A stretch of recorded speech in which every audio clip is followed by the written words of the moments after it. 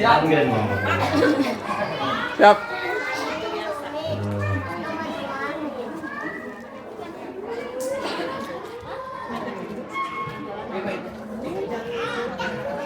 Bismillahirrahmanirrahim. Assalamualaikum warahmatullahi wabarakatuh.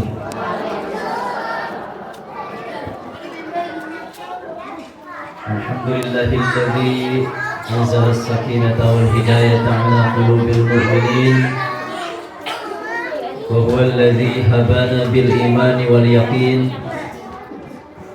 Tsumma assalatu wassalamu ala Rasulillah Muhammadin Sadiqil wa'dil amin wa khatamil anbiya'i wal mursalin wa ala alihi wa ashabihi ajma'in wa man ittaba'ahum bi ihsanin ila yaumiddin. Allahumma inna na'udzu bika min qalbin la yakhsha wa min du'ain la yasma' wa min nafsin la tashba' wa min 'ilmin la kita. Nanti kita ukur apakah di zaman ini masih suka pakai jus. Para sahabat itu kalau baca Quran minta kita pakai ini. Minta. Nah, ada itu. Akang mah ngirim dewe. Ini jeung abdi itu na. Naon di teh Kang. Naon ya? Bukan kan? Jus. Ada itu lama. Aduh. Jus. Para sahabat itu kalau baca Quran, mereka rata-rata orang menghotamkan itu sepekan sekali. Makanya Al-Quran dibuat jadi 7 bagian. Itu jus-jusnya sahabat tuh beda dengan jusnya kita. Di 7 bagian. Al-Baqarah sampai dengan Al-Maidah, nanti Al-An'am sampai At-Taubah gitu lah terus sampai beres kan. Seiring waktu kebiasaan orang mulai bergeser, yang tadinya seminggu sekali khotam dari sahabat pindah ke tabi'in. Nah di masa ini tuh orang menghafalkan Quran biasa umumnya sebulan sekali. Jadi sebulan sekali. Nah Hajjaj ingin membantu pakai istilah juz, jadi dibagi 30 bagian, khotam sebulan sekali. Jadi tujuannya supaya bisa khotam sebulan sekali, karena umumnya orang begitu. Ari ayeuna sebulan sekali khatam. Nah berarti dirubah lagi. Jadi 90 juz Quran teh. Karena khotam setahun setengah. 3 bulan. Iya jadi 3 bulan. Malah jadi 1 tahun sekali Ramadan nunggu. Nah berarti jadi 11 juz. Itu mulainya juga. Hajjaj bin Yusuf punya bawahan namanya Jahdar bin Malik. Persoalannya Hajjaj bin Yusuf ini dan Jahdar tidak mengakui Husain sebagai cucu Rasulullah. Nggak ngaku. Apa argumentasinya? Karena Husain ini dan yang lainnya adalah anak dari putri beliau, putri Rasulullah, yaitu Fatimah. Ya, Fatimah nggak bisa dijadikan nasab, gitulah lebih kurang. Kemudian ada alim saat itu. Ini pentingnya sosok alim pada setiap zaman yang lurus akidahnya, benar sikapnya, dan tidak ada yang ditakuti selain Allah. Maka pemahaman keliru macam ini oleh ulama diluruskan. Namanya adalah Yahya bin Ya'mar, nama ulamanya. Pemahaman Hajjaj dan Jahdar ini diluruskan, ditegur. Tidak demikian dan engkau berdusta. Gitu. Jadi maksud di situ Husain itu cucu Rasulullah. Meskipun anaknya Pak Fatimah radhiyallahu anha. Kemudian Hajjaj tentu murka, nggak seneng ada yang berbeda pendapat dengan dia. Ini tipe orang kayak gini kalau mimpin beda pendapat yang berseberangan suka dieksekusi. Hajjaj ngomong ke Yahya bin Ya'mar, kalau itu pendirianmu dan pendapatmu, maka kamu harus sampaikan kepadaku apa dalilnya dari Quran. Langsung minta dari Quran. Coba ada nggak? Ya, ayat yang berbunyi Husain adalah cucu Rasulullah dari Quran, ada nggak? Bayangkan, gimana cara jawabnya? Kalau itu pendapatmu, datangkan dalilnya yang bersumber dari Quran. Ini yang ditantang bukan kaleng-kaleng ya. Paham Al-Quran, paham Sunnah, takut pada Allah. Tentu Allah bimbing. Dengan santai, Yahya bin Ya'mar ini kemudian menjawab dengan membacakan ayat Al-Quran, yaitu surah Al-An'am ayat ke-84 sampai 85. Wa min dzurriyyatihi Dawud wa Sulaiman wa Ayyub wa Yusuf wa Musa wa Harun wa kadzalika najzil muhsinin wa Zakaria wa Yahya wa Isa, kata akhir ayat. Itu ayatnya. Ini bicara tentang keturunan Nabi Ibrahim. Wa min dzurriyyatihi, dan dari keturunan Nabi Ibrahim itu ada siapa? Daud, Sulaiman, Ayub, Yusuf, Musa, Harun. Begitu juga kami berikan balasan pada orang-orang yang muhsin. Dan keturunan Ibrahim lainnya adalah Zakaria, Yahya, Isa. Ada Nabi Isa. Kita tahu tadi Isa itu anaknya. Quran selalu menyebut wa Isa ibn Maryam. Tapi khusus di ayat ini nasabnya dihubungkan dengan wa min dzurriyyatihi. Hi, domir kembali ke Nabi Ibrahim. Dan memang betul. Jadi sekian estafet panjang tadi muncul yang namanya Maryam. Maryam itu anaknya Imran, terus disusul ke atas ujungnya ke Ibrahim. Dan Allah langsung menyebut wa Isa sebagai dzurriyyahnya Ibrahim. Dengan hal ini ya, dari ayat surah apa tadi? Al-An'am. Jelas bahwa Allah menyebutkan Isa keturunan Nabi Ibrahim, padahal Isa dinisbahkan pada ibunya Maryam. Jadi secara tidak langsung Al-Husain adalah cucu Rasulullah walaupun anak putrinya yaitu Fatimah. Ini bagi saya dalil tambahan bahwa Islam memposisikan Anda begitu tinggi, mulia, terhormat hingga pada nasab. Apakah hanya itu? Tentu tidak. Kemuliaan kalian sebagai perempuan ternyata perempuan yang maksud saya hidup di dunia ini ya, Anda lebih mulia bahkan daripada bidadari yang ada di surga. Jadi nggak perlu jealous dengan cemburu bidadari yang disebutkan Quran, hadis untuk para laki. Karena kalian itu dinilai dalam hadis itu lebih utama. Afdalu ay khairu, lebih baik daripada bidadari surga. Apa dalilnya? Banyak dalilnya di hadis. Beberapa kami kutipkan. Ini pertanyaan Ummu Salamah ke Rasulullah.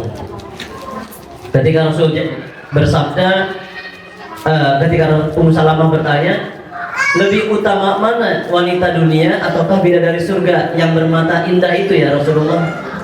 Rasul menjawab, wanita-wanita dunia lebih utama daripada bidadari-bidadari yang bermata jeli, seperti kelebihan yang tampak daripada apa yang tidak tampak. Itu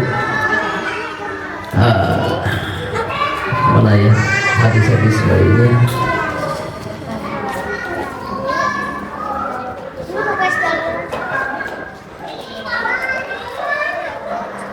Ini riwayat Imam Asy'arani di Mukhtasar Tadhkiratul Qurtubi.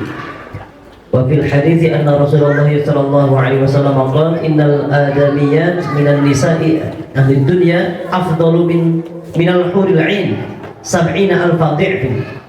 Jadi wanita dunia itu lebih utama daripada bidadari yang bermata jeli sab'ina alfa di'fin. Keutamaan wanita dunia ini 70.000 kali lipatnya. Jadi nggak usah jelas nanti ya. Waduh, surga aku teh, itu suami aku gimana ke? Ya Allah ya Rabbi. Di dunia ketika muncul kekhawatiran kayak gitu masih dianggap wajar karena masih duniawi. Nanti kalau sudah di akhirat, wa naza'na ma fi sudurihim min ghil. Semua khawatir, cemas, benci, tidak suka itu akan hilang dengan sendirinya. Pasti. Kalau ada yang masih khawatir dunia, saya anggap hal yang sangat lumrah dan manusiawi. Tetapi setelah diilmui dengan hadis, harusnya cemasnya mulai hilang. Ternyata Anda lebih utama daripada bidadari sebanyak 70.000 tingkat kali. Apa yang membuat, hadisnya nggak perlu saya bacain semua ya. Apa yang membuat wanita dunia ini mulia, lebih tinggi dan utama dari bidadari? Itu pun yang ditanyakan Ummu Salamah. Mengapa demikian ya Rasulullah? Bukankah mereka perawan? Bukankah mereka belum pernah disentuh manusia maupun jin sebelumnya? Dengarkan ini baik-baik. Kalau betul ingin jadi lebih utama, ini syaratnya. Karena kalau tidak punya ini, ya punten, bidadari lebih utama dari Anda. Rasulullah menjawab, kenapa wanita dunia lebih utama?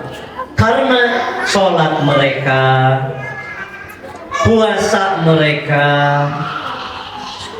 ibadah mereka pada Allah. Allah meletakkan cahaya di wajah para perempuan dunia. Tubuh mereka adalah kain sutra, kulitnya putih bersih, pakaiannya berwarna hijau, perhiasannya kekuning-kuningan, sanggulnya mutiara, dan sisirnya terbuat dari emas. Lengkap hadisnya seperti ini.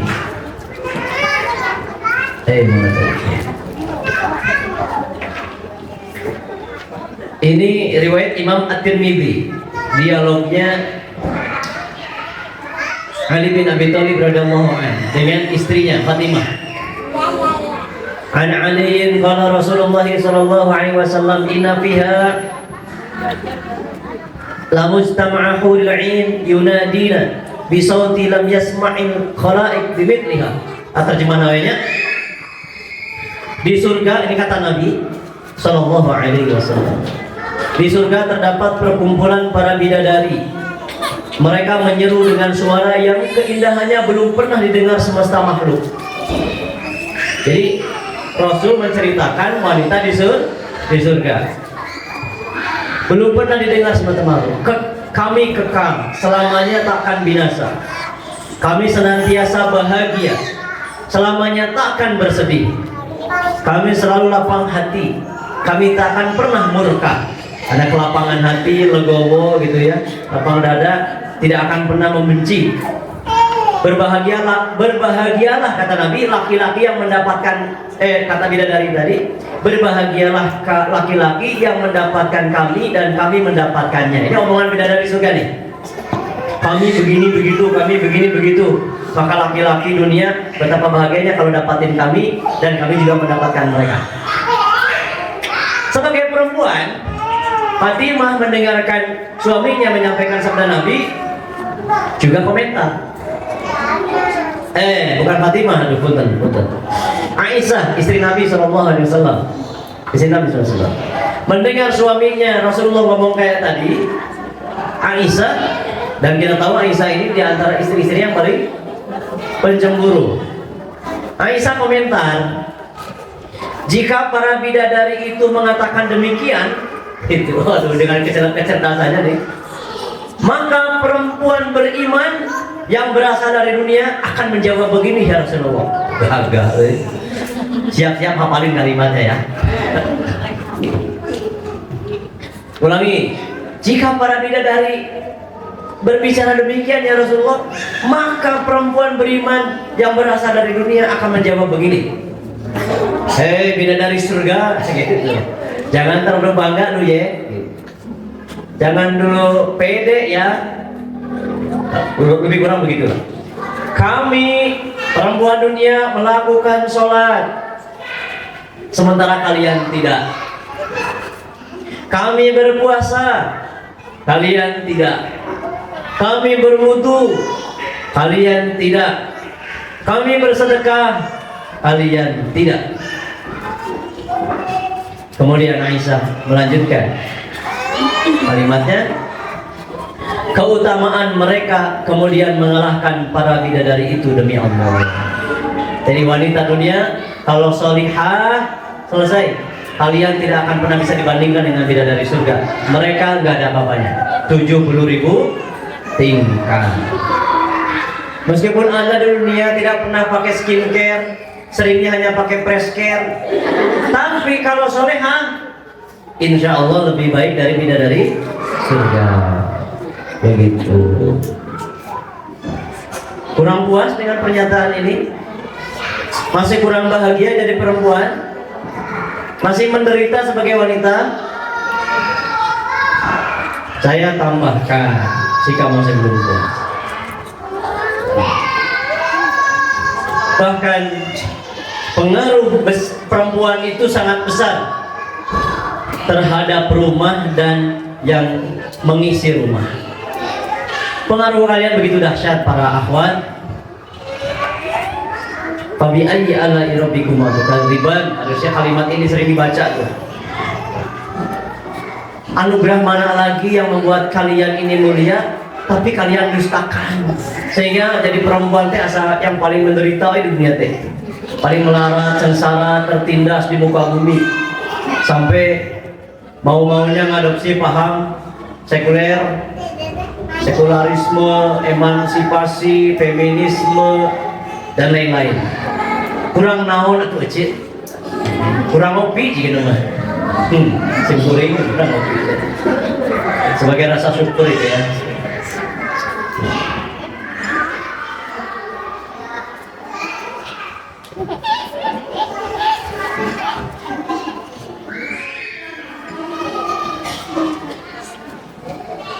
Salah seorang ulama berkata begini, kami kutip saja kalimat beliau, al-mar'atu innallaha subhanahu wa ta'ala ja'ala al-islaha fi yadiha was-salaha fi yadiha. Yang namanya perempuan, demi Allah, sesungguhnya Allah subhanahu wa ta'ala ja'ala al-islah, menjadikan perbaikan itu fi yadiha, di tangan perempuan, was-salaha fi yadiha, dan kebaikan itu juga berada di tangan perempuan. Kebaikan dan perbaikan Allah jadikan ada di tangan siapa? Perempuan. In sholahat sholahal bait wa in kana al-qayyim fir'aun. Ya. Jika perempuan ini baik, maka baiklah rumah meskipun kepala keluarganya Fir'aun. Wa in fasadat fasadal bait wa in kana al-qayyim nabi. Jika perempuan ini buruk, maka terbawa buruklah rumah meskipun pemimpin rumah tangganya adalah nabi. Seperti siapa? Nuh dan Lut. Yang pertama tadi mirip siapa? Ya Asia.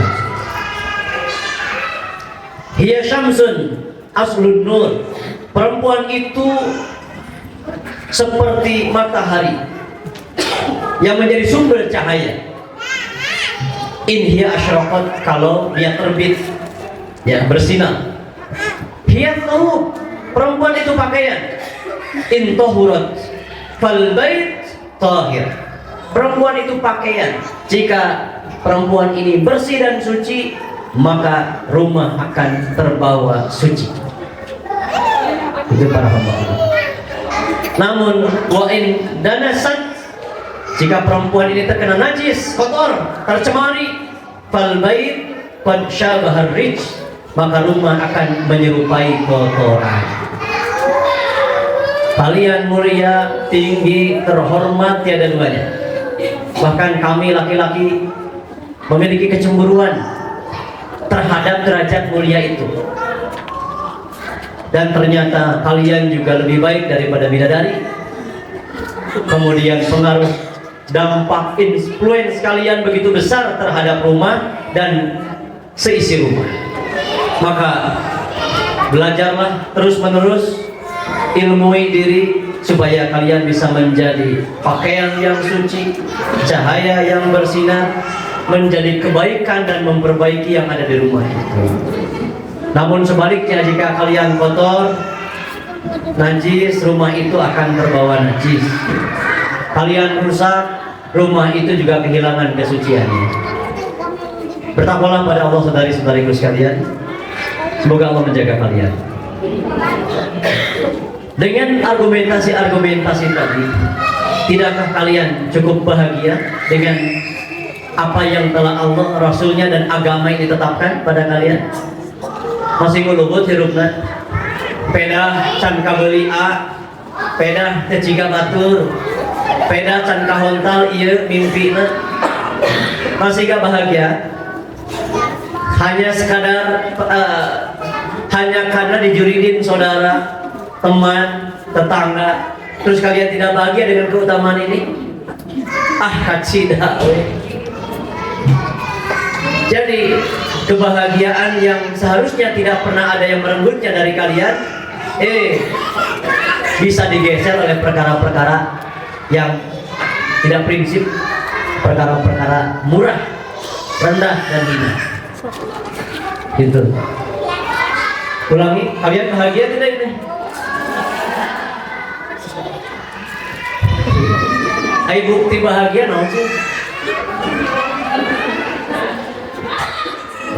Ada, bahkan definisi bahagia itu apa sih? Definisinya apa? Cirinya apa? Sumbernya apa? Di Quran dan bahasa Arab, maksudnya di Quran, bahagia itu ada beberapa kalimat. Ada fariha, ada sa'ada, ada tuba, ada surur. Itu bahagia. Nah, namun kami belum menjumpai mal farqu bainahum.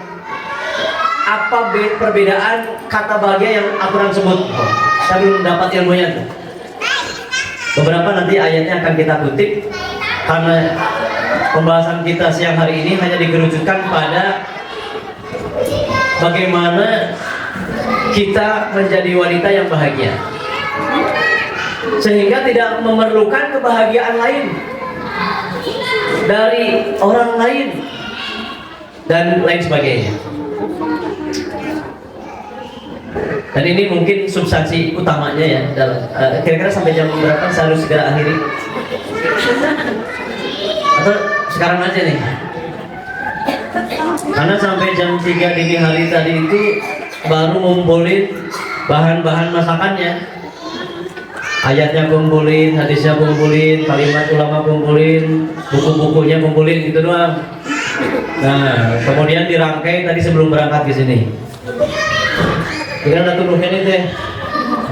Kalau disambung bulan depan bagus. Mana ambil majlis? Meskipun di kopi dan nggak ngaruh. Beda berapa? Kalau di tahun sih sampai 11.30 kan. Ya kalau gitu jangan ada pertanyaan. Ya, langsung door prize saja. Pertanyaannya bisa di japri, bisa diakomodir dulu oleh Umahat, nanti disampaikan. Jawabannya bisa di grup nanti, atau secara personal kalau itu privasi. Ya. Baik, ada sekitar 40 menit ke depan, lebih kurang. Nikmati ngantuknya. Para Umahat, saudari-saudariku, apakah kalian tidak tahu kalau ternyata Allah pencipta kita itu menginginkan Anda selalu bahagia?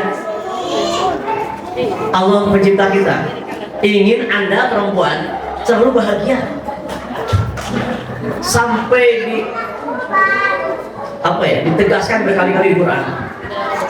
Contoh, kita buka umpamanya Al-Quran surah secara berurut nih ya, dari surah Maryam. Surah Maryam ayat ke-4.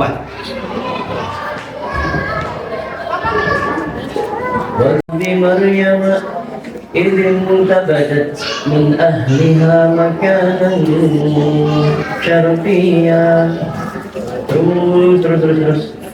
Ada kalimat alla takhafi wa la tahzani.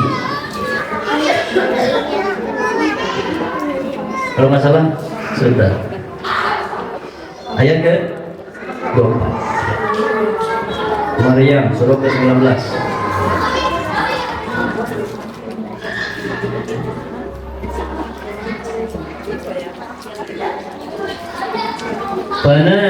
Fanadaha min tahtiha alla tahzani qad ja'ala rabbuki tahtaki sariya. Ketika Maryam ini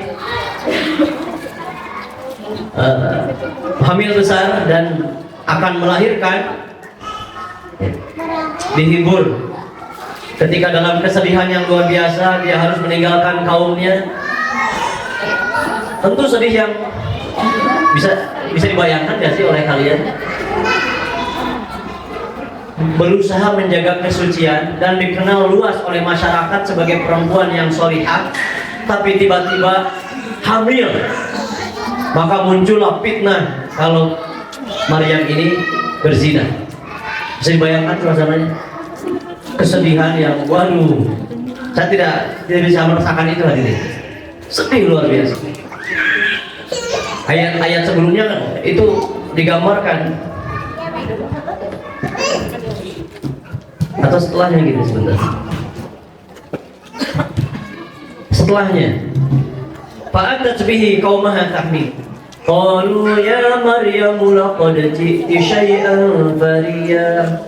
Ya ukhta Harun ma kana abuki imra'a sawin wa ma kana ummuki baghiya. Kalimat bulian sebetulnya itu. Sedih pasti. Namun Jibril Allah utus untuk menghibur Maryam dengan mengatakan Allah tahzani. Janganlah engkau bersedih hati. Jangan sedih. Lawan dari kata sedih adalah ya bahagia. Jangan takut, jangan sedih. Jangan cemas, jangan sedih. Maryam laki-laki perempuan? Perempuan. Lalu beralih kita ke surah Toha ayat 40. Surah Toha 40. Ini kisahnya Musa bayi, di mana ibunya. Sebetulnya kalau ingin berurutan ya dari Al-Qasas dulu, ya. Tapi nggak apa-apa, kita mulai dari Toha saja sebagai tartibus surah. Kalimatnya adalah kaita qarra faraja'naka ila ummika kaita qarra 'ainuha wa la tahzan. Kami akan kembalikan kepadamu mana ini? Kami akan mengembalikanmu kepada ibumu agar senang hatinya dan tidak bersedih hati. Jadi yang tidak bersedih siapa? Ibunya Musa. Lagi-lagi ibu berarti perempuan. Di Al-Qasas juga demikian. Al-Qasasnya ayat ke-7 surah 28. Kalau ini mah pas. Kalau yang tadi yang At-Toha 40 itu berkaitan dengan dikembalikan, yang dimaksud adalah disusui karena si kakak perempuan Nabi Musa ngomong ke Asia radhiyallahu anha, saya tahu ada ibu-ibu yang bisa menyusui anak ini, karena Musa tidak mau disusui oleh siapapun. Itu cara Allah, dan akhirnya kesedihan ibunda Musa hilang. Sementara di Al-Qasas ayat ke-7 tadi berbicara tentang pemalidan. Bahasa Indonesianya apa pemalidan?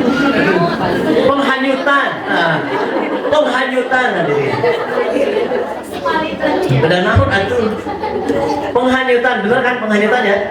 Penghanyutan Nabi Musa bayi ini ke sungai. Lalu Allah mengatakan, wa auhayna ila ummi Musa an ardi'i fa idza khifti 'alayhi fa alqihi fil yammi wa la takhafi wa la tahzani kalimatnya sama. Inna radduhu ilaihi wa ja'iluhu minal mursalin. Jangan sedih, jangan takut, jangan cemas. Kami akan kembalikan. Alam, gitu. Itu diwahyukan. Kalau akhirnya itu tiba-tiba bukan Jibril datang mewahyukan kalau ke Nabi Musa, tapi berupa ilham. Ya, insting mama. Dan ini sangat kuat. Makanya dengan penuh tega dihanyutkan. Silakan Anda rasakan juga bagaimana menghanyutkan bayi yang belum punya daya upaya ke sungai yang begitu besar, lebar, dalam. Gitu. Pasti cemas. Namun dia lebih cemas kalau bayinya diambil oleh tentara Fir'aun lalu dicincang-cincang. Hajeng teuing paeh kinelok lah paribasana gitu. Daripada katingali dicacagna. Mungkin begitulah lebih kurang. Namun Anda bisa lebih merasakan daripada saya. Prinsipnya, lagi-lagi di 3 ayat ini secara spesifik Allah menginginkan Anda itu bahagia. Tong loba kahariwang. Jangan banyak rasa sedih. Happy mom. Happy Allah yang menginginkannya. Jangan sedih, maksudnya ayo bahagia gitu. Ibu Musa bahagialah. Maryam bahagialah. Itu kalimat lain saja. Jadi Allah Jalla wa'ala selalu ingin melihat wanita bahagia dan tidak suka melihat wanita itu bersedih. Persoalannya, apa sih yang membuat kita sedih dan apa yang membuat kita bahagia? Ustaz Budi Azhari ketika beliau mengisi salah satu seminar di salah satu pesantren, mengutip salah satu ayat, qul bi fadlillahi wa bi rahmatihi fa bidzalika falyafrahu. Katakanlah oleh Muhammad, tersebab karunia Allah dan rahmatnya, maka dengan hal tersebut kamu harus berbahagia. Dan manusia sekarang aneh, kata beliau, tidak bisa menempatkan perkara pada tempatnya. Terkadang kita bahagia pada perkara yang tidak seharusnya bahagia, dan seringnya kita bersedih pada perkara yang seharusnya kita tidak bersedih. Aneh memang manusia sekarang. Apakah itu dilatar belakangi oleh kebodohan sehingga ia salah menempatkan? Bisa jadi. Bahkan mungkin itu yang terkuat. Dan dengan ngaji begini mudah-mudahan kita jadi paham. Karena likulli maqalin maqamun wa likulli maqamun maqalin. Likulli maqamin maqalun gitu.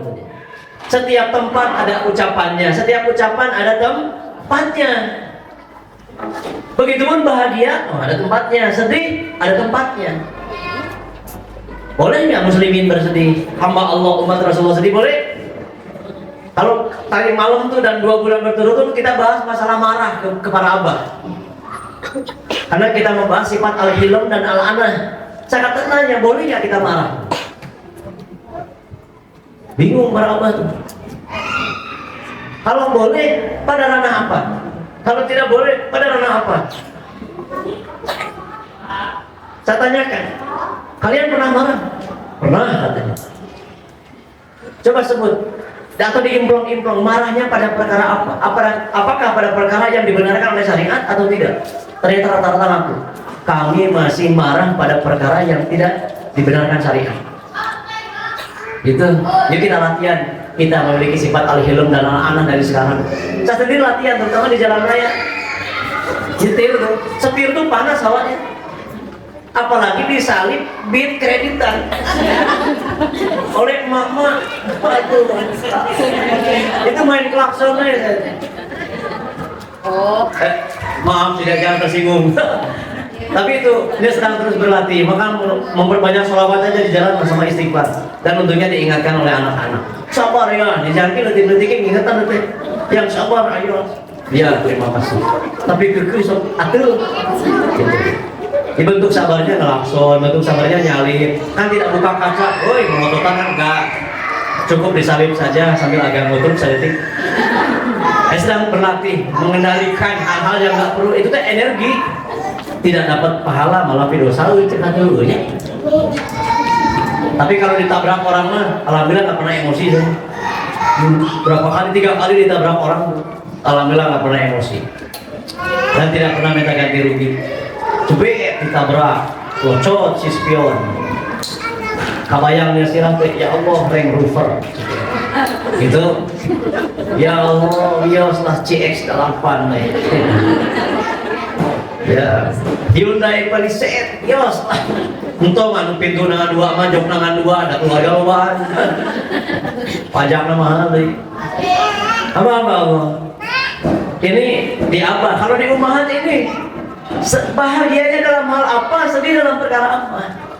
Sampai para abah yang usul, dan umahat besok ingin ngebahas apa? Kalau usulan mah tasjiyatun nufus. Kalau samain aja kayak apa? Masalah marah. Kenapa kamu curhat ya segala gitu. Istrimu bawel ya? Bukan saja. Karena tensi tekanan ke abad lebih besar daripada abad-abad. Itu menurutmu. Nggak gitu konsepnya. Mungkin suatu hari perlu dibahas juga tuh al-hilm dan al-ana. Tapi sekarang yang kami kedepankan adalah sedih dan bahagia.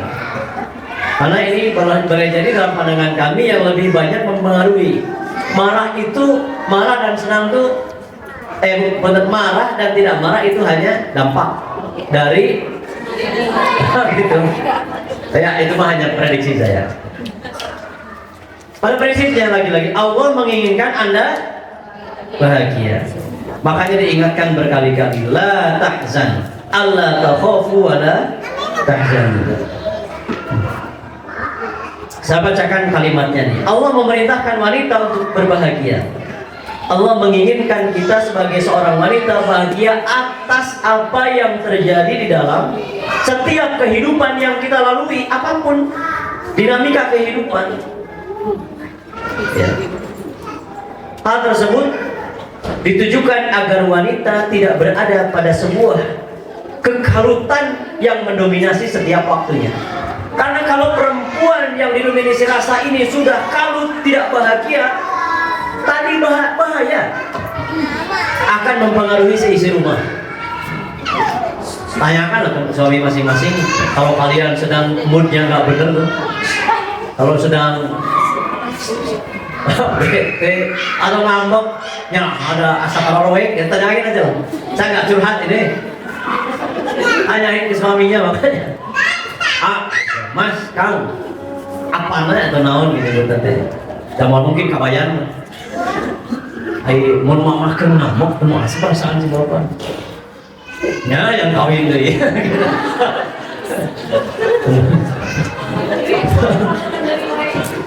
Ayo sabar. Ngaji. Para ummahat, jangan pula kalian ketika syariat menegaskan bahwa kalian itu lebih utama di rumah. Jangan punya mental rumah itu sebagai kandang atau sarang burung, kandang kambing, terkekang, terbelenggu di situ, terkerangkeng dan tidak memiliki kebebasan. Kalau itu mentalitas dan mindsetnya, Anda pasti dijamin tidak akan pernah bahagia.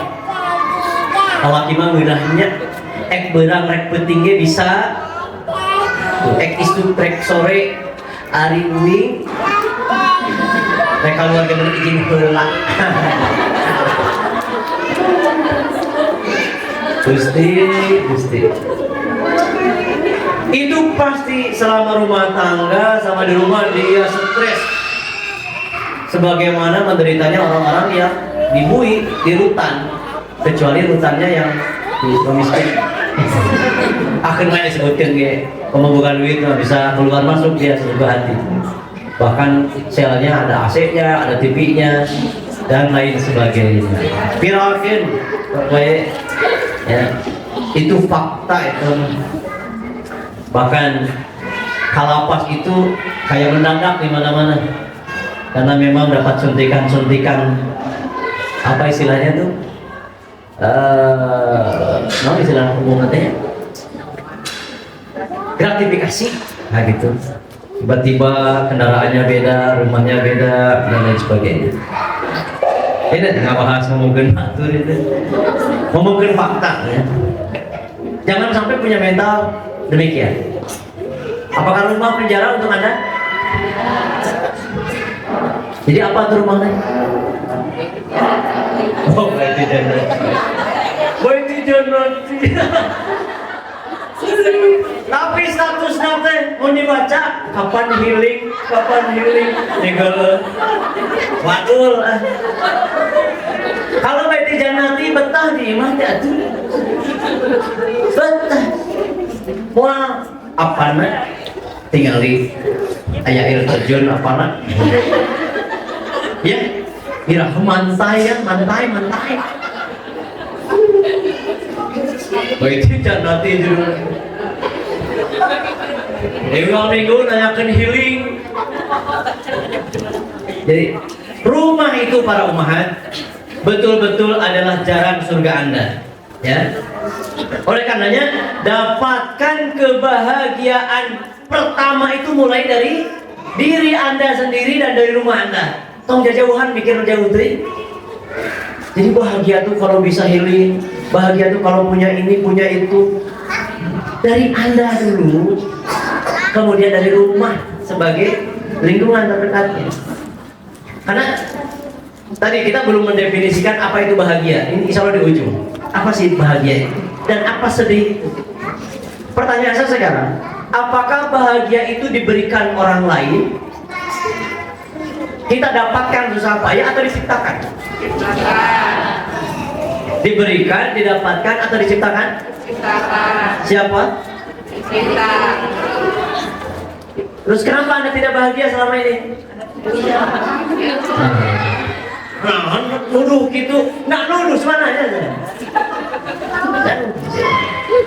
Kalau kita merasa tidak bahagia berarti belum menciptakan standar kebahagiaan. Boleh jadi standarnya ketinggian, ngukur ke baju batur. Tadi lindung.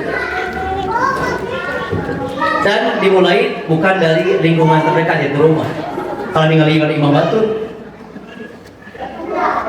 Pak, apa man? Lihat keluarga Fulan Maya sedang healing. Mau kopi bisa blok begini. Tapi kalau suami kalian enggak ada sabar.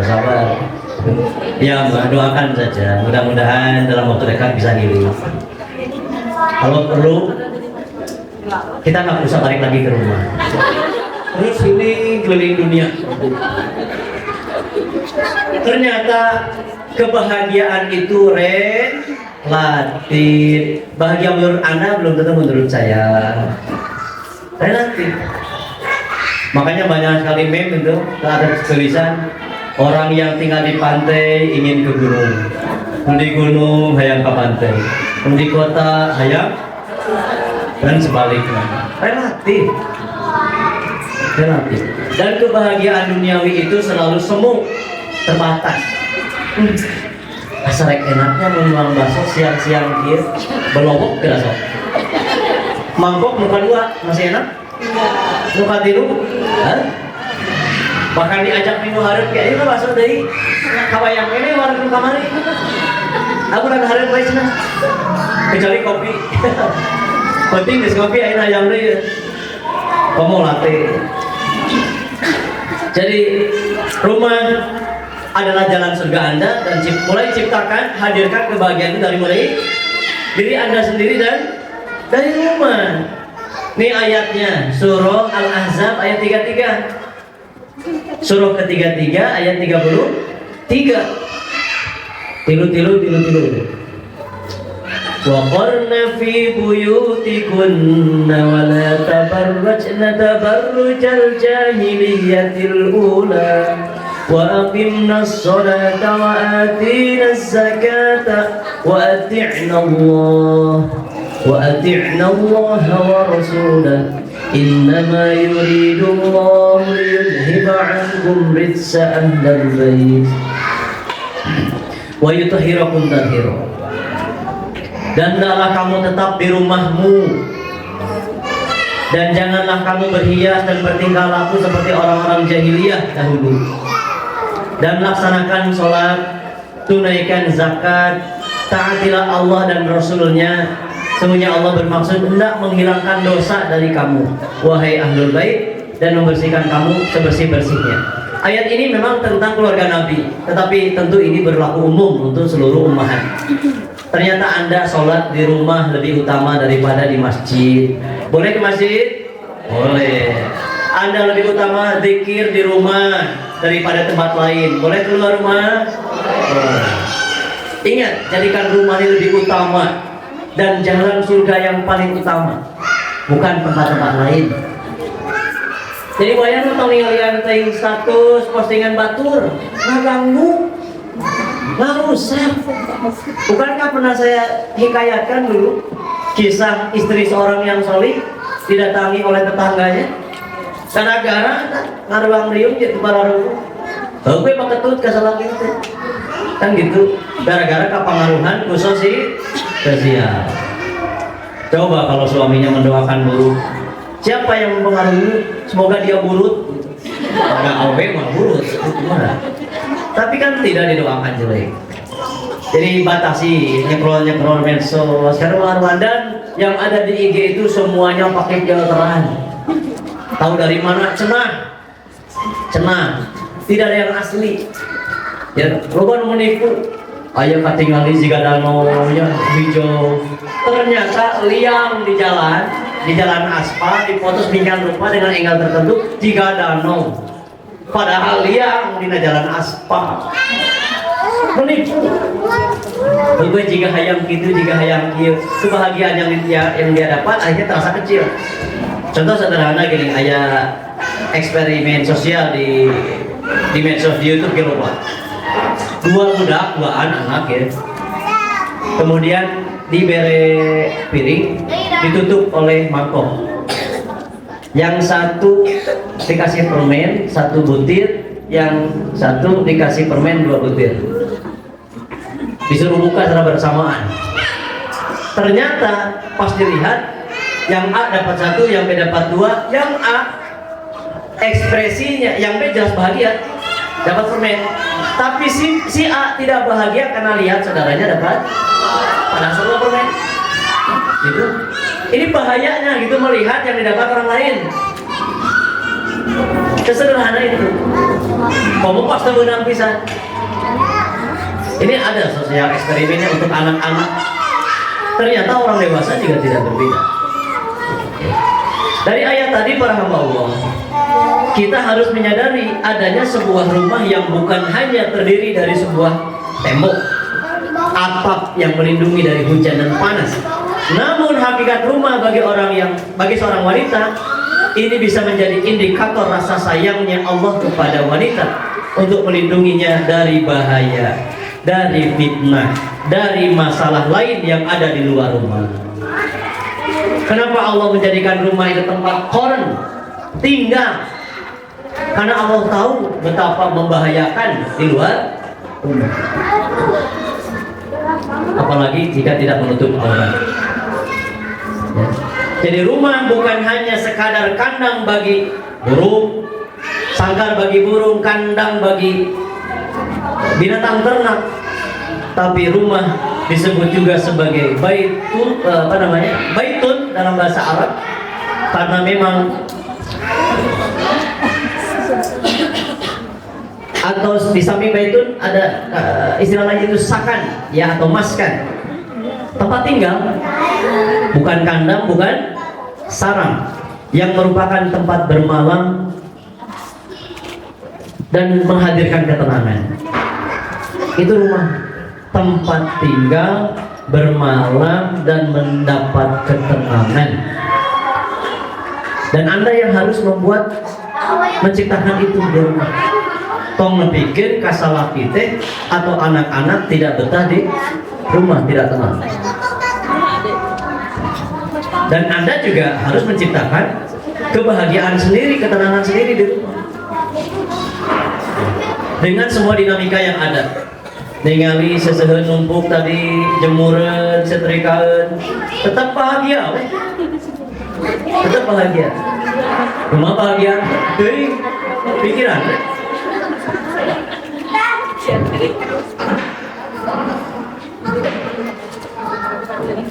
Jadikan rumah Anda tempat ibadah, di mana Anda lebih banyak sujud di dalamnya, baca Quran di dalamnya, bermunajat, berzikir, di samping pahala yang lain itu dari menyapu. Karena Anda adalah ra'iyatun wal mar'atu ra'iyatun fi baiti zawjiha. Anda harus dapat pahala yang banyak di rumah suami Anda. Urus. Jadi rumah itu baik, rumah itu sakan, rumah tempat ibadah, tempat berlindung, dan tempat Anda mencari pahala yang banyak. Jadi bahagia itu di situ dulu, bukan di kafe, bukan di tempat wisata, bukan di rumah tetangga. Meskipun kontrak, Ustaz, yes. Ya.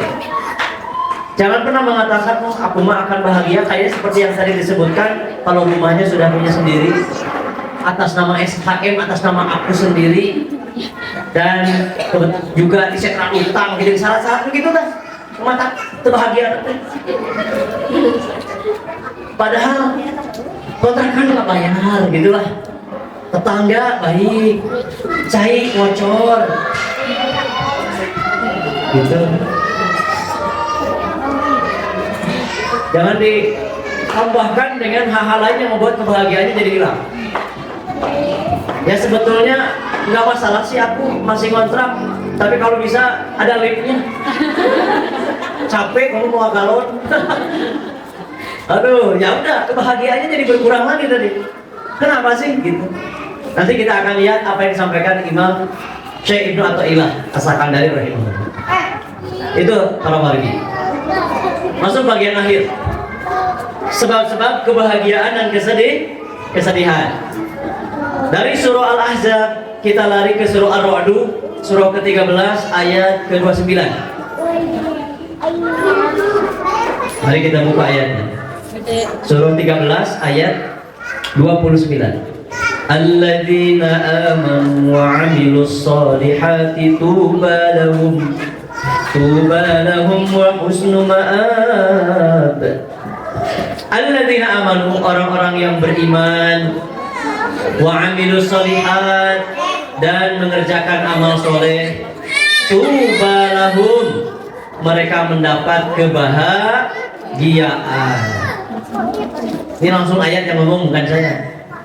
Wa husnu ma'ab, dan mendapatkan tempat kembali yang baik. Tempat kembali berarti baik sakan. Kita akan bahagia kalau punya tempat kembali. Kita berpergian sejauh manapun akan bisa bahagia, senang kalau bisa ke Bali dan ada tempat kembali ya. Dan ternyata yang membuat bahagia itu adalah amanu wa amilus sholihat. Ini sumbernya. Anda beriman tidak? Ya. Harusnya dengan keimanan pun mencukupkan kita menjadi orang yang paling bahagia. Gus Baha, Kiai Haji Bahauddin Rusali menyampaikan ini di berbagai kesempatan.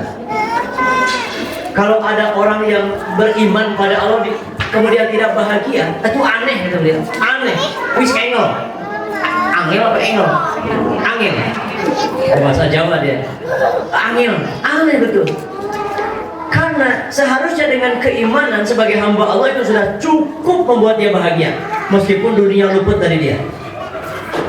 Memangnya ada yang lebih membahagiakan selain dari hamba Allah? Status abid itu derajat tinggi.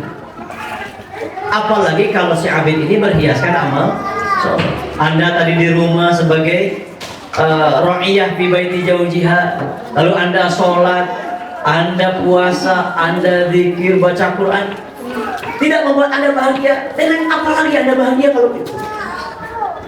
Jangan sampai standar kebahagiaan yang kita gariskan itu meniru perempuan-perempuan musyrik, kafir, fasik.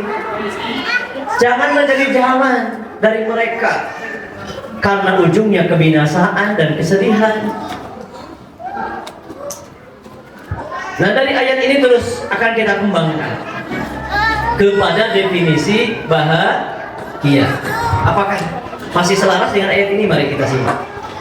Tapi kalau boleh tahu, sampai saya istirahat sejenak nih, sudah mulai koneksinya berantakan. Apa bahagia menurut Anda? Baik, ada 2 kalau nggak salah, silakan jawab, respon cepat. Definisikan bahagia menurut perspektif Anda. Wujud? Ada doorfresh nggak nih? Sekaligus dengan sedih. Apa bahagia, apa sedih?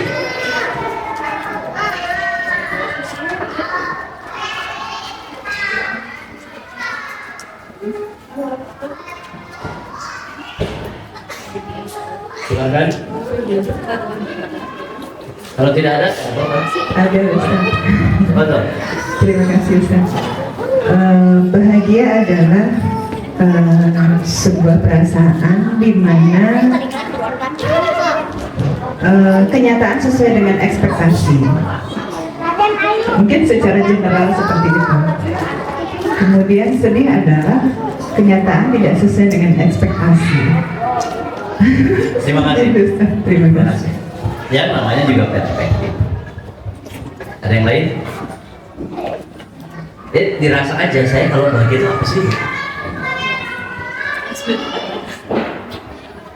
Wah, dari paling belakang, silakan. Terima kasih Ustaz. Bagi saya bahagia adalah pandai-pandainya rasa bersyukur. Kalau sedih, kurang-kurangnya rasa bersyukur. Seperti itu Ustaz. Baik, terima kasih. Bahagia menurut Anda kalau bisa bersyukur, sedih menurut Anda kalau kufur. Terima kasih. Tadi antara ekspektasi dengan apa tadi? Realita. Ya, ya. Ada lagi yang lain? Satu lagi deh. Oke.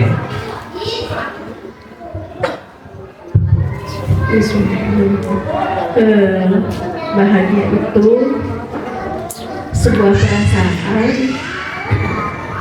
yang bisa memberikan dampak positif bagi jiwa kita.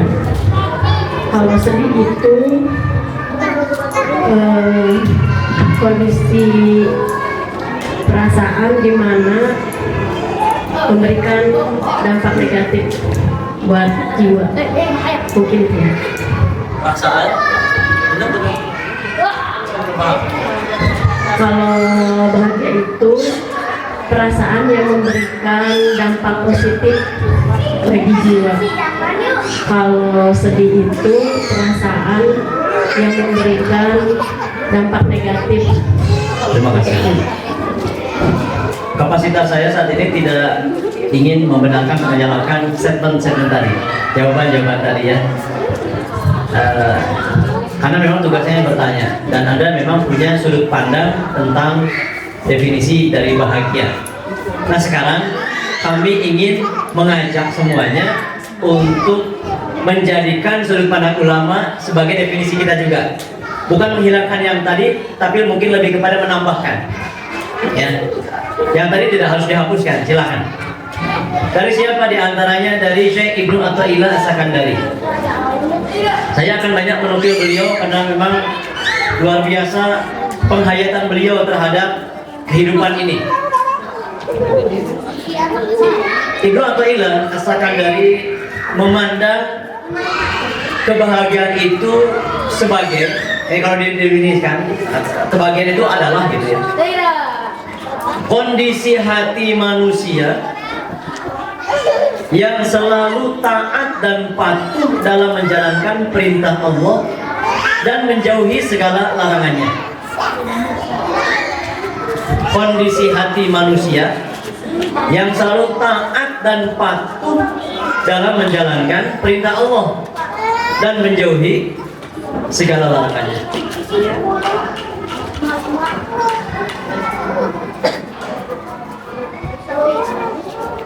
Kalau sedih apa? Masih menurut beliau, ma tajiduhul qulubu minal humumi wal ahzan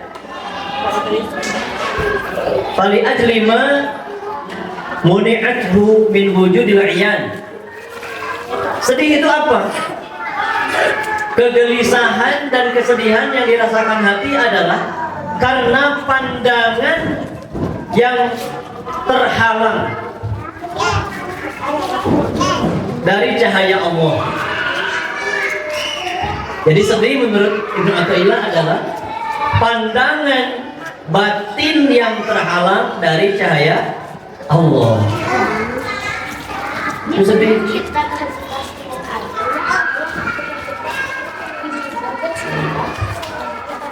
Kalau standar ini dipakai, definisi ini dipakai oleh kita, hal buruk apapun yang kita nilai buruk maksudnya ya. Karena takdir itu dalam hadis tentang rukun iman kan ada kalimat dan beriman pada takdir, qada dan qadar, khairihi wa syarrihi, baik dan buruknya. Pertanyaan saya, memangnya ada takdir buruk dari Allah untuk kita? Ini pentingnya ngaji, jangan pakai terjemahan. Butuh disyarah para ulama yang nyambung pada pemahaman salafus shalih. Allah tidak pernah buat takdir buruk pada kita. Ada hadisnya memang syarrihi wa khairihi. Namun yang dianggap khair adalah perkara-perkara yang kita senangi, itu maksudnya. Yang syar, perkara-perkara yang tidak kita senangi. Makanya di Al-Baqarah 216, asa an takrahu syai'an wa huwa khairul lakum wa asa an tuhibbu syai'an wa huwa syarrun lakum. Jadi takdir yang kita anggap yang sesuai kehendak kita, takdir yang tidak sesuai ekspektasi kita, mungkin begitulah. Jadi semua takdir baik. Kalau mental ini kita terapkan dalam kehidupan, meskipun ada takdir-takdir yang tidak sesuai ekspektasi kita, kita akan mensikapinya dengan senang. Contoh, kita ditipu orang lah, ditipu orang contohnya, atau apapun yang kita nilai tidak sesuai gitu ya, maka akan tetap tenang dan senang. Kenapa? Yakin ini Allah yang ngatur, ngurus, termasuk nanti solusinya. Tapi bukan berarti menghilangkan ikhtiar. Jadi sentuhan pertama adalah rasa nerima terhadap takdir Allah, sehingga dia tidak akan menyalahkan diri, tidak akan menyalahkan pihak manapun. Nerima takdirnya dulu. Loh, nerima takdir itu bagian dari keimanan yang memang PR hari ini. Nerima qada Allah. Setelah nerima apa? Muncul keyakinan bahwa Allah yang maha mengatur, ngurusi. Namun memang ada ranah kita sebagai hamba untuk ikhtiar. Tidak akan pernah muncul hal-hal negatif.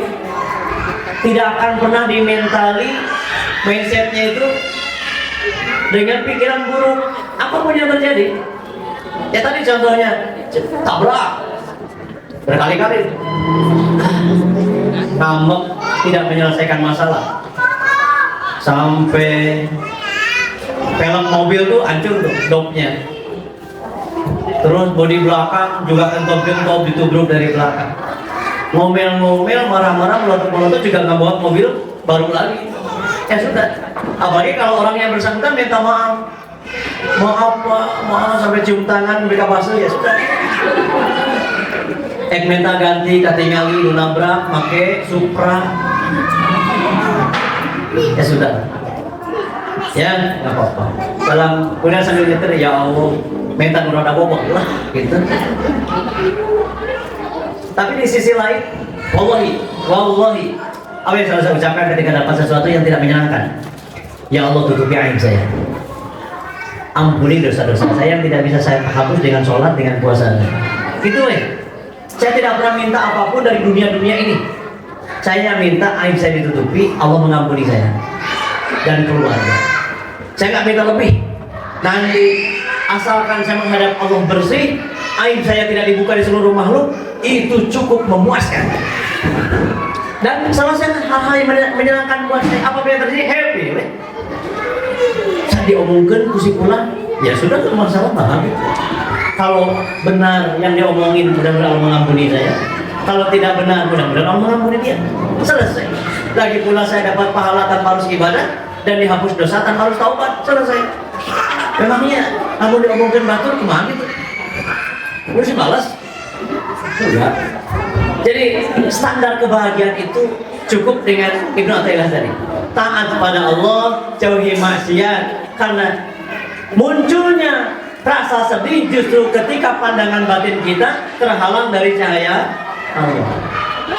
Yang membuat kita sedih adalah ketika tidak bisa takorub, tidak bisa zikir pada Allah, tidak bisa ibadah, rek ngaji berat, rek sholat berat, rek sedekah berat. Di situ justru harus diratapi kesedihannya.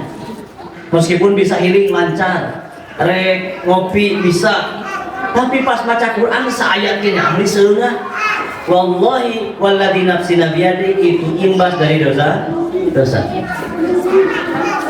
Setiap hari saya meratapi ketika tidak bisa ibadah pada Allah pada bagian tertentu, saya meratapi tiap hari. Saya meluangkan waktu sendirian karena ada dosa yang sedang saya telisik, apa yang belum saya taubati sehingga saya tidak bisa ibadah ini gitu. Apa nih? Apalagi kalau sudah masuk kolam, jangan sampai. Karena di angka ini harus sudah ajak seluruhnya. Di surah Al-Aqaf ayat 15 itu semua harus sudah mapan mata. Ibadah pada Allah, bakti pada orang tua, taubat, mendidik anak, dan seterusnya. Itu definisi dari Imam Ibnu Athaillah. Bisa disamakan? Dengan menyamakan ini, insya Allah hal-hal yang menyedihkan akan terminimalisir. Kemudian di sisa waktu ada tips agar kita makin menyempurnakan bahagia. Kami berharap ke abah-abah tadi malam selepas ini ke depan kami ingin melihat lingkungan masyarakat Kutab, komunitas Kutab ini makin hilem dan makin anah, saya bilang begitu. Para abah ini makin tenang, tidak mudah tersinggung emosi, tidak mudah menjudge. Di umahatnya dari sekarang ke depan makin terlatih untuk terus bahagia, sehingga tiap hari tiap mau nganter teh jangan jemput, kamu mau happy wae. Jawab kita, bagaimana saya tidak bahagia? Saya mukmin. Gitu, gagal apa? Lain kia bahagia lain kabar-kabar bareng. Itu mata bahagia cek haji.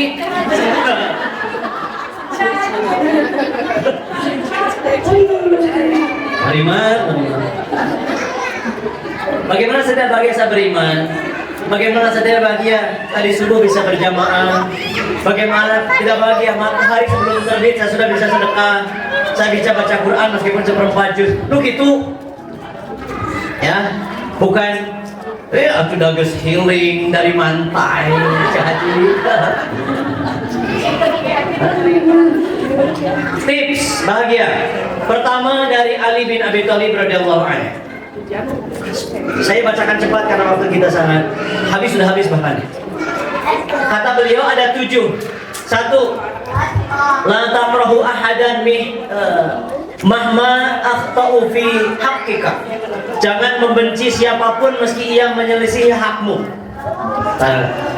Jadi yang bagian pertama dari Ali bin Abi Thalib ada 7 kata beliau kalau ingin bahagia. 1. Jangan membenci siapa meskipun orang tersebut berlawanan dengan kita. Tong mika hewan. Saya ingin si Puran teh kayak gini. Kamu jangan maksa orang dong. Nanti kamu sendiri yang akan udah. Udah yang penting kita aja. Gitu Mom. Kedua, jangan panik dan sedih meski deritamu memuncak. Derita yang dimaksudkan hal-hal yang tidak sesuai dengan ekspektasi dan harapan, yang dianggap tidak menyenangkan menurut kita. Pokoknya jangan sedih. Maryam pun diingatkan, jangan bersedih. Ibu Musa juga demikian. Yang ketiga, hiduplah sederhana meski statusmu atau pangkatmu lebih tinggi. Ish fi bisa atau ti mahma ala sya'nik. Hiduplah sederhana meski statusmu lebih tinggi. Ya, tong kawas haji. Ya. Bayangna. Yang keempat, berharaplah kebaikan meski ujianmu bertubi-tubi.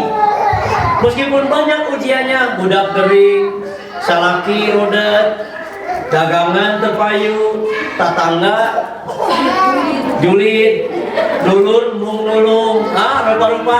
Jangan pernah menghilangkan harapan kepada siapa? Allah Jalla wa'ala. Terus berharap kebaikan. Anak yang rewel insya Allah dia akan soleh. Suami yang saat ini seolah-olah tidak peduli dengan pribadi kita, suatu hari insya Allah akan sayang. Terus. Ini mental yang dibentuk pada kita. Tidak ada yang bisa membahagiakan Anda selain Allah dan diri Anda sendiri. Makin bergantung pada dunia ini dan makhluk, makin sedikit kemungkinan Anda bisa bahagia. Yang ke, berikan sebanyak-banyaknya yang kau punya meski kau sedang dalam kesulitan. Anda tidak punya harta, tapi punya senyuman untuk disedekahkan, bukan? Anda punya waktu, punya tenaga, bahkan peduli, empati. Jadi memberi itu, sedekah itu tidak harus berupa harta. Makin banyak Anda memberi, di situ makin bahagia. Ada seorang ulama ditanya, Man ahsanun nas? Man ahsanan nas? Huruf nama dua, beda baca unggul. Siapa orang yang paling bahagia? Orang yang memberi manusia, yang memberi manfaat. Gitu. Ahsanu jeung ahsana. Jadi, karena memang yang memberi selalu lebih bahagia daripada yang menerima. Yang ke-6, tersenyumlah meski hatimu mengucurkan darah atau sedih dalam hal ini maksudnya. Senyum. Meskipun senyumannya palsu, ya, senyum saja. Dengan seiring waktu dengan terus dilatih itu akan menjadi tabiat asli. Dan yang terakhir, janganlah kau berhenti berdoa untuk saudaramu yang muslim walau ia tidak tampak darimu. La taqta'u du'ak, diakhirikan muslim bidhahril ghaib. Kalau Anda ingin bahagia sepanjang masa, mudawamah, senang, tidak ada jeda, doakan saudaramu di belakangnya, ya, yang tidak terlihat oleh kita. Dan ini saya kira nomor 7 ini jarang dilakukan kecuali orang-orang yang memang punya level yang sangat tinggi, mendoakan saudara dari kejauhan. Wow, ini sudah tingkatan jarang sekali. Mudah-mudahan kita termasuk yang jarang itu, ya. Coba nanti di belakang ini saling doakan, ya Allah, fulana saudariku mudahkan urusan dia, ya Allah. Guru-guru doakan, anak-anak santri doain dari kejauhan. Di sela-sela sholat Anda, meskipun mendoakan kan setahun sekali nggak apa-apa, tapi pernah melakukan itu gitu. Tong nempel pisan. Itu yang pertama dari Ali bin Abi Thalib, kedua dari Ibnu Athaillah As-Sakandari. Tipsnya supaya bahagia sangat sederhana. Liyaqil ma tafrahu bihi, yaqil ma tahzanu alaih. Karena yang namanya sedih dan bahagia itu ibarat sisi mata uang, tidak bisa dipisahkan. Tidak bisa dipisah. Maka kata beliau, liyaqil ma tafrahu bihi, sedikitkan standar yang membuat kamu bahagia. Maka berbanding lurus dengan mata yakil mata tahzanu alaih, makin sedikit pula standar yang membuat kamu sedih. Makin tinggi standar kebahagiaan, peluang untuk sedih juga makin banyak. Saya akan bahagia punya suami itu kalau suaminya panjang, bla bla bla bla bla bla, makin sengsara anak rumah tangga. Saya bahagia kalau punya anak itu kalau bla bla bla bla bla. Sedikitkan standarnya, obsesinya, sedikitkan ekspektasinya, maka Anda akan makin bahagia. Saya di rumah akan bahagia kalau sedikitkan. Ini rumus dari orang-orang yang telah memahami hakikat kehidupan. Kita ini awam. Ternyata selama ini sedih kita bukan pada tempatnya. Bahkan bahagia kita juga demikian. Dari semenjak ini ke depan, ayo masukkan sesuai ranahnya. Sudah bahagia sekarang? Makin mengerti hakikat kehidupan? Bagus. Terakhir, ini disampaikan oleh Syekh Muhammad At-Tamimi, ya, menjelaskan tentang tanda bahagia. Idza u'tiya syakaro, ada 3 kata beliau. Kalau dikasih dia bersyukur, berapapun atau apapun bentuk yang diberikan. Syukuran, weh. Seneng. Cek, kamu mah dapat door prize-nya cuman itu ya. Lihat aku, bukan kaos kaki aku mah. Aku mah door prize-nya gelas, lihat sama apa ini? Cuma dapat kaos kaki. Aduh. Ida utiya syakaro, kalau diberi dia bersyukur. Cek, suami kamu mah kayak gitu ya? Hidup. Wa idza tuliya sobaro, kalau dapat musibah dia bersabar. Selesai ini. Wa idza adnaba istighfaro, ketika dia melakukan dosa dia beristighfar. Selesai, cuma 3 itu. Dikasih apapun berapapun bersyukur. Ketika dapat musibah apapun dimanapun bersabar. Apabila melakukan dosa kecil ataupun besar, segera bertaubat.